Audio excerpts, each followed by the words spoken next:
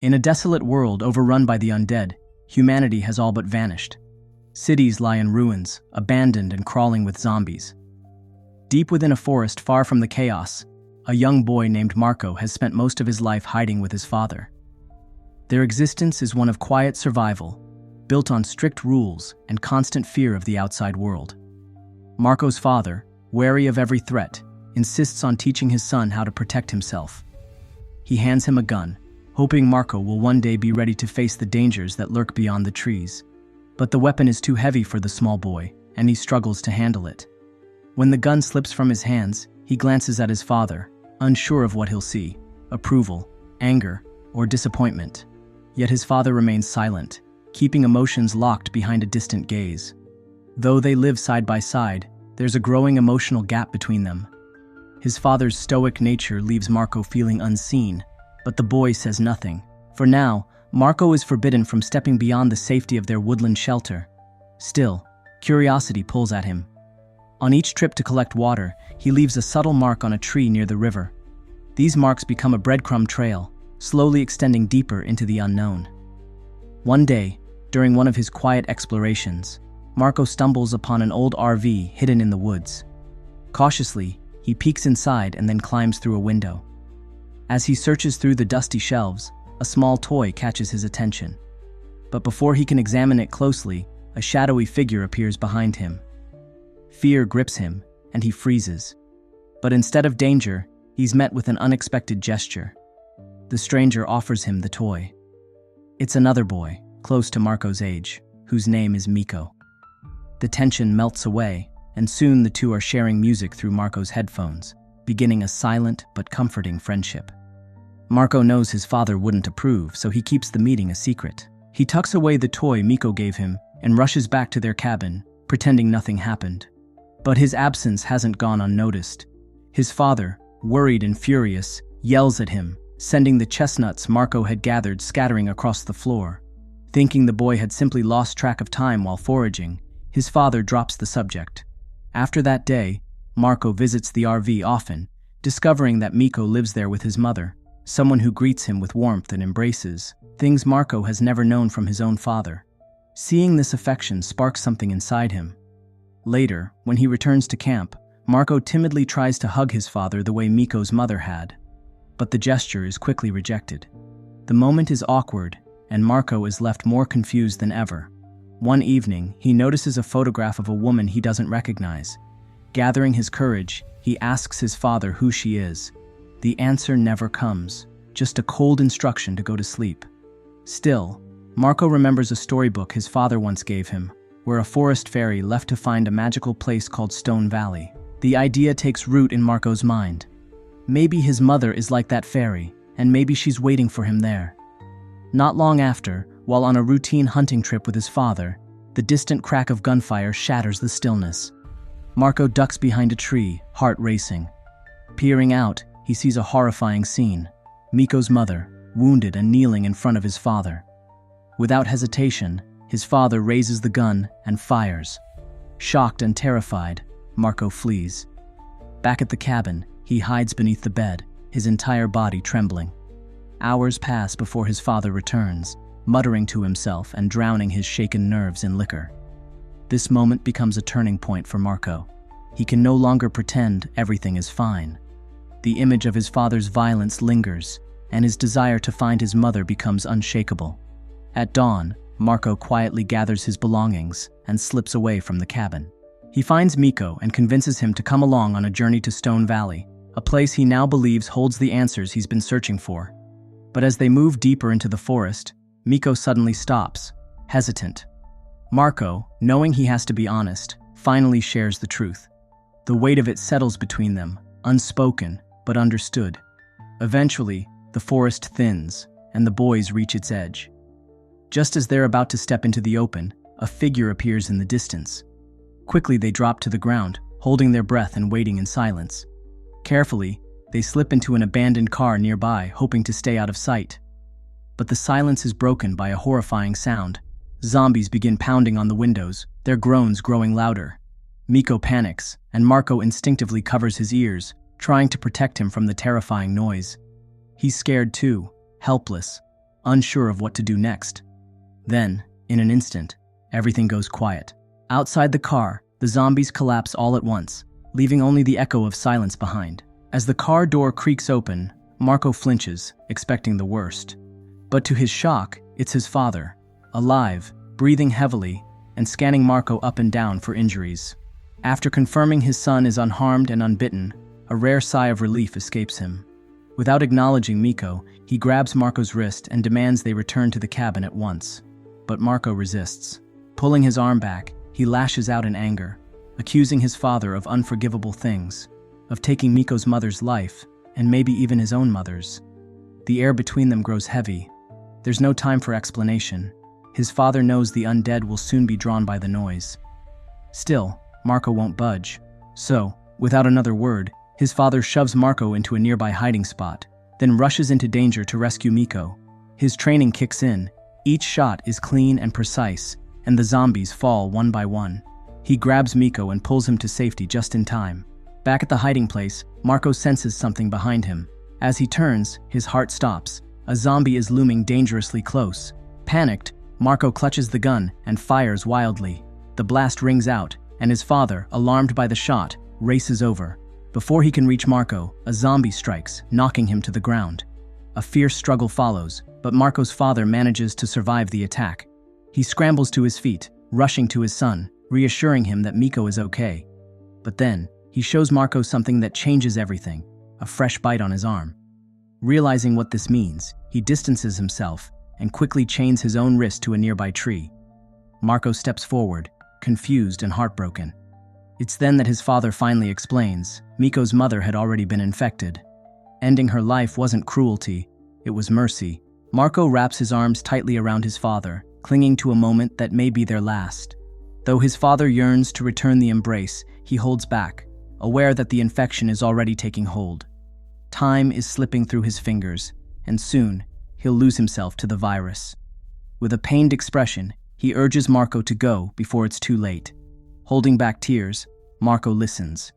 He takes Miko's hand, and together, they quietly slip away down the wooded trail. Behind them, the forest grows still. Then, a sharp sound cracks through the air, a gunshot. Marco pauses, the weight of grief settling in, but he doesn't turn back. He understands that from now on, he'll have to rely on his own strength. As darkness blankets the sky, the two boys find refuge under the wide branches of a towering tree.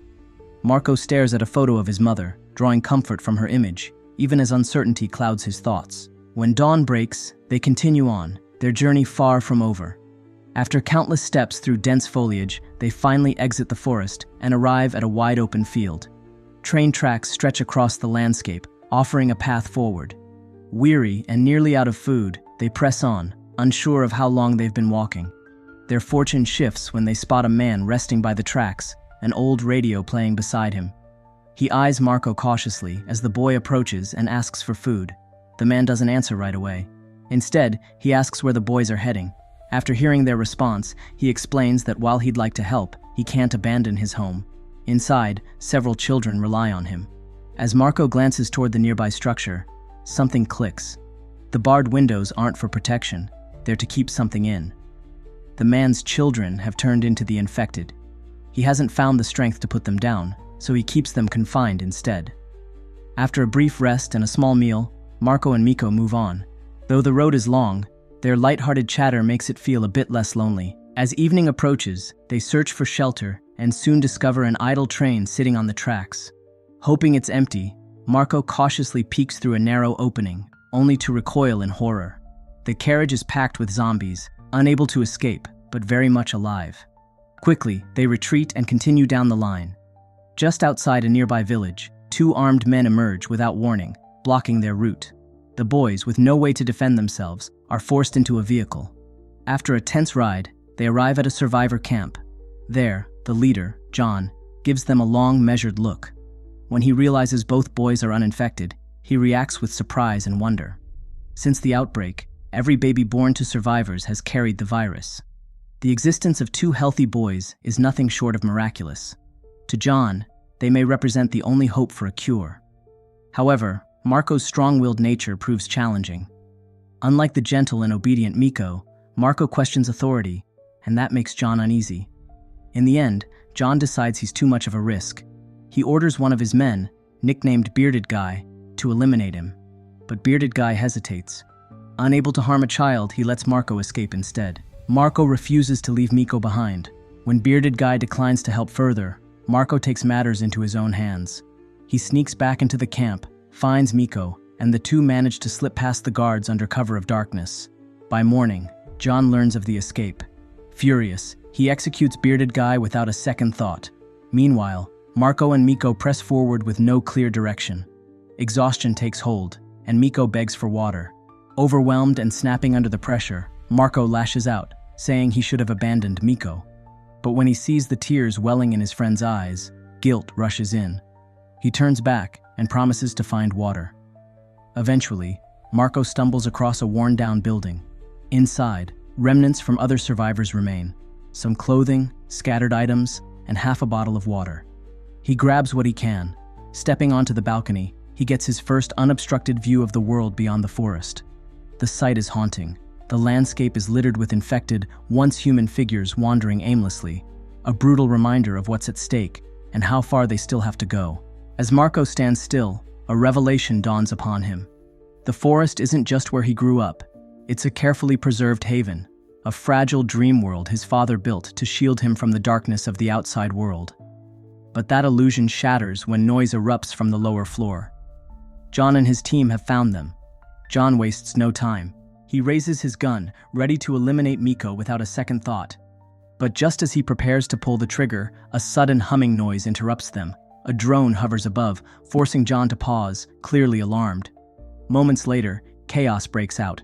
Gunshots ring through the air, and John and his men fall instantly, struck down by a storm of bullets.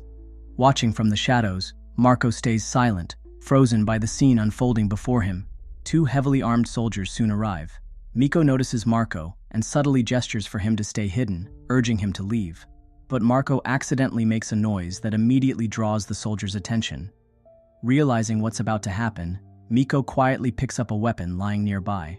Before the soldiers can fully assess the situation, they react on instinct, and in the confusion, they fire. Miko is struck and dies on the spot. Marco watches helplessly, heartbroken. Miko's final act had been to shield him. When the soldiers finally leave, Marco gathers himself and presses onward, still clinging to the hope of finding his mother. But soon, he's faced with another painful truth. Stone Valley, the place his father spoke of, was never real. It was just another piece of the fairy tale. Leaving the safety of the forest behind, Marco enters a world that's far colder and harsher than he expected. In frustration and despair, he rips apart the storybook his father gave him. His cries echo into the silence, but no comfort comes. He climbs a nearby peak, and from there, he sees a sprawling, unfamiliar city stretching out before him. A concrete jungle. Something about it feels oddly familiar, like it might be the mythical Stone Valley. But the city, too, is infested with zombies. Marco eventually stumbles upon an old hospital. Inside, he opens the door to one of the rooms and freezes. A woman in white stands there, a figure pulled straight from the pages of his childhood tales. Believing she might be his mother, he slowly walks toward her, reaching out with a trembling hand. But as soon as she grabs him, pain shoots through the back of his hand. She turns to face him, and the illusion vanishes. She's not a fairy tale figure, but a zombie, her face twisted and horrifying. Panicked, Marco flees, slamming a metal rod across the door to hold her back. The pounding starts almost immediately. Each thud against the door chips away at his strength until he collapses in tears. Reality has struck again, and this time, it's nearly too much to bear. Staggering back into the open, Marco wanders in a daze, drained of emotion. He passes a wall plastered with photos of missing people. Quietly, he adds a picture of his mother to the collection. Further on, a strange sound pulls him toward a decaying building. Inside, he discovers only a hologram, a relic from the past. But the noise draws attention, and soon, a wave of zombies is at the door. The fragile barrier won't last. Worn out and cornered, Marco finally surrenders to the inevitable. He puts on his headphones and closes his eyes, waiting for the end. But instead of death, something else arrives. Gunfire rains down from above, cutting through the swarm. When Marco opens his eyes, he sees a radiant figure descending, a female soldier glowing in the light. She removes her mask, and when she notices the injury on Marco's hand, her instincts kick in. She raises her weapon, wary, but Marco doesn't flinch. He reaches out and wipes away the tears on her cheek, silently offering comfort. Then she spots the M on his palm. That mark signifies something extraordinary. Marco isn't just a survivor. He belongs to a new generation, immune to the virus, a beacon of humanity's future. Hand in hand, the soldier and Marco step away from the ruins, heading toward whatever comes next, together.